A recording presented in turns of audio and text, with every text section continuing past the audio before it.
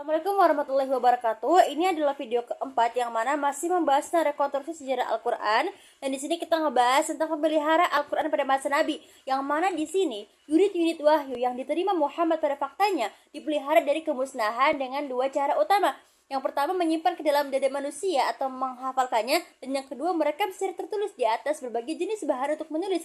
Jadi ketika para sarjana muslim berbicara tentang Jam'ul Quran pada masa Nabi, maka yang dimaksud dengan ungkapan ini pada dasarnya adalah pengumpulan wahyu-wahyu yang diterima Nabi melalui kedua cara tersebut, baik sebagian ataupun seluruhnya. Pada mulanya, bagian-bagian Al-Quran yang diwahyukan kepada Muhammad dipelihara dalam ingatan Nabi dan para sahabatnya.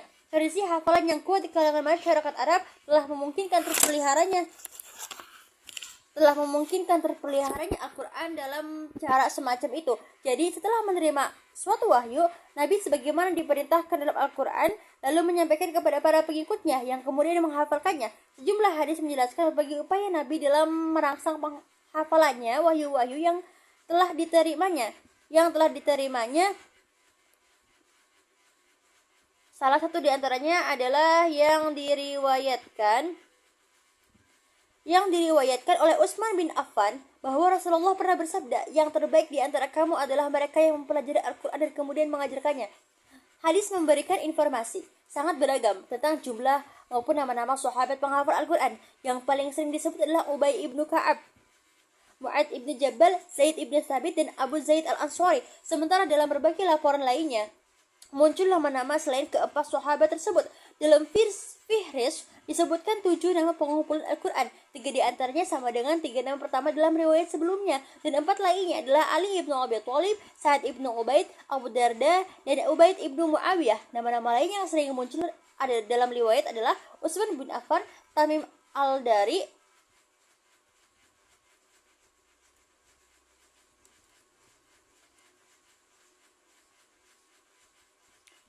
Utsman ibnu Affan, Tamim al-Dari, Abdullah ibnu Mas'ud, Salim ibnu Ma'kil, Ubadah ibnu Samit, Abu Ayyub, Hujami ibnu Jariyah. Sementara Al-Suyuti dalam Al-Itqan menyebutkan lebih dari 20 nama sahabat yang terkenal sebagai penghafal Al-Quran.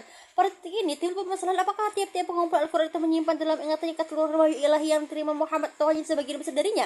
Jika dilihat dari peran tulisan ketika itu, dapat dikemukakan bahwa penghafal Al-Quran merupakan tujuan utama yang terpenting bahkan sepanjang sejarah Islam. Sementara perkembangannya dalam bentuk tertulis selalu dipandang sebagai alat untuk mencapai tujuan tersebut. Jadi dapat dipastikan bahwa tidak ada satupun unit wahyu yang tidak tersimpan dalam dada atau ingatan para pengumpul Al-Quran ketika itu. Nah, cara kedua yang dilakukan adalah pemeliharaan Al-Quran di masa Nabi adalah perekaman dalam bentuk tertulis unit-unit wahyu yang diterima Nabi. Laporan paling awal tentang penyalinan Al-Quran secara tertulis bisa ditemukan dalam kisah masuk dalam Umar ibnu Khattab 4 tahun menjelang hijrah Nabi Madinah. Dikabarkan bahwa ketika Nabi di tengah berada di rumah Al-Arqam ibnu Abi Al-Arqam, Umar telah bertekad bulat untuk membunuhnya, tetapi niat ini dipaksa ditunda karena ia mendengar berita tentang masuk Islamnya adik kandung, adik ipar, dan keponakannya. Ia kemudian pergi ke rumah adik perempuannya dan menemukan orang-orang carinya bersama beberapa muslim lainnya di tengah pembaca 20 dari sebuah sahifah. Terjadi pertengkaran sengit di antara Umar menyerang kedua adiknya hingga terluka, tetapi mereka tetap bersikukuh dengan agama barunya. Melihat adik perempuannya terluka bercucuran darah, Umar tersentuh hatinya. Kemudian ia meminta lembaran sahifah itu. Dikatakan bahwa setelah membaca lembaran wahyu tersebut, Umar mengungkapkan keimanannya kepada risalah yang dibawa Nabi. Jika kisah di atas dapat dipercaya, maka ia menunjukkan bahwa sejak semula terdapat upaya yang dilakukan secara serius dan sadar di kalangan pengikut Nabi untuk merekam secara tertulis pesan-pesan ketuhanan yang diwahyukan kepadanya. Kesimpulan semacam ini mendapatkan justifikasi dari Al-Quran itu sendiri. Nama-nama yang digunakan untuk merujuk pesan ilahi yang dibawa Muhammad seperti Al-Quran, Al-Kitab, Al-Wahyu secara tersama mengangkat satu gambaran latar belakang tertulis. Karena itu, seperti diungkapkan Syu'ali, adalah tidak logis ketika Muhammad sejak paling awal tidak menaruh perhatian pada perekaman secara tertulis wahyu yang diterimanya. Nah, lebih jauh, bahkan Syu'ali merujuk salah satu bagian Al-Quran dari Peri Makkiyah yang menurutnya telah menyiaratkan perekaman wahyu-wahyu yang diterima Nabi secara tertulis. Bagian Al-Quran ini berbunyi, dan kamu tidak pernah membaca sebelumnya, yakni sebelum pewahyuan Al-Quran satu kitab pun, dan kamu tidak pernah menulisnya dengan tangan kananmu. Andai kata demikian, maka akan ragulah orang yang mengingkarimu. Beberapa bagian Al-Quran lainnya juga memberi petunjuk ke arah senada. Dalam 25 4-5 yang berasal dari periode Makkiyah disebutkan bahwa para opasan Nabi mengejek pesan ilahi yang dibunyi sebagai dongeng-dongeng purbakala yang diminta untuk dituliskan baginya. Dongeng-dongeng itu dibacakan kepadanya setiap pagi dan petang. Bagi Al-Quran ini memperlihatkan bahwa para pendatang Nabi memandangnya telah bekerja dengan sejenis bahan tertulis. Demikian pula pernyataan dalam surat ke-18 ayat 109.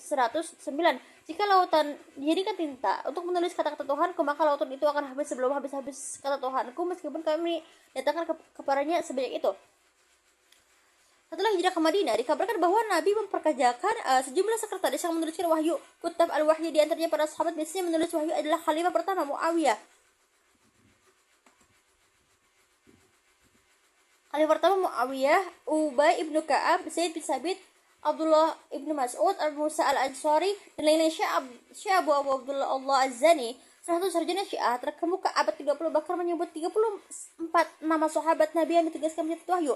Dalam riwayat lain disebutkan bahwa Nabi memerintahkan para sekretaris yang menempatkan bagian di Al-Quran yang baru diwahyukan pada bos terus mereka yang wahyu terdahulu atau surah-surah tertentu. Nah, oke, sekian.